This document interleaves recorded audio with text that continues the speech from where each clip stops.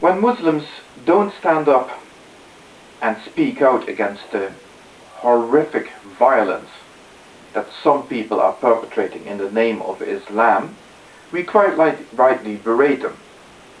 They need to understand that if people are going about committing such atrocious acts and say that it is in the name of Islam, then people who are Islamic, Muslims, do need to stand up and eject those people from their community. Actively eject them from their community. If atheists were going about murdering people in the name of atheism, it would be our responsibility as atheists to stand up and reject those people from our community, if there is even such a thing as an atheist community. Some people don't even agree to that. But anyway, there is definitely something like an Islamic community. They even call themselves brothers and sisters, or they call each other brothers and sisters.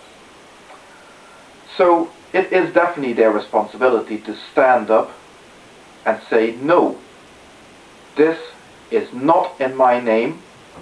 We will not tolerate you in our religion. But on the other hand, though, if a Muslim does stand up and does speak out against such thing, we get this response of, oh, but you would say that, wouldn't you? Now you're just committing al-taqiyya. That's the right name, isn't it? Al-taqiyya. Apart from, the debate of what al-taqiyya actually is, it is completely unfair to throw this at a Muslim now. So on the one hand, if they don't speak out against violence, they're not speaking out loudly enough for our liking, and then if they do speak out, we accuse them of lying. Can't win, can they? Now, don't get me wrong here.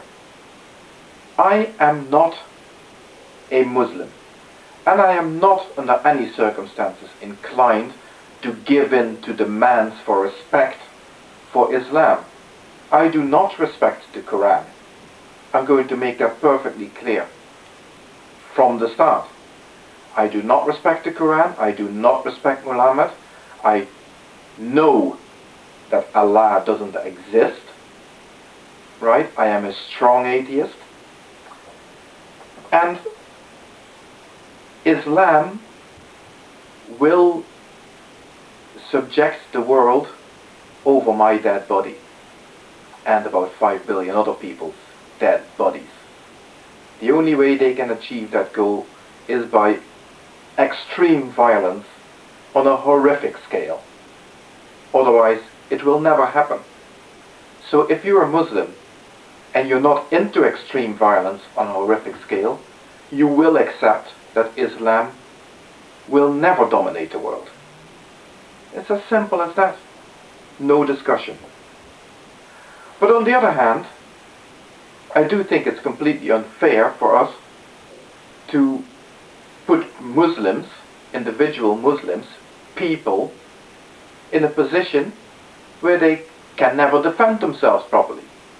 Either their rejection of the violence that is committed in the name of Islam isn't good enough for us, or it's suspect.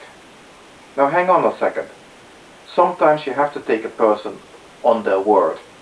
If somebody calls themselves a Muslim and tell me that they abhor the violence that's being committed in the name of Islam, then that's good enough for me. And if they then prove themselves to be a liar later, that only reflects badly on them, not on me.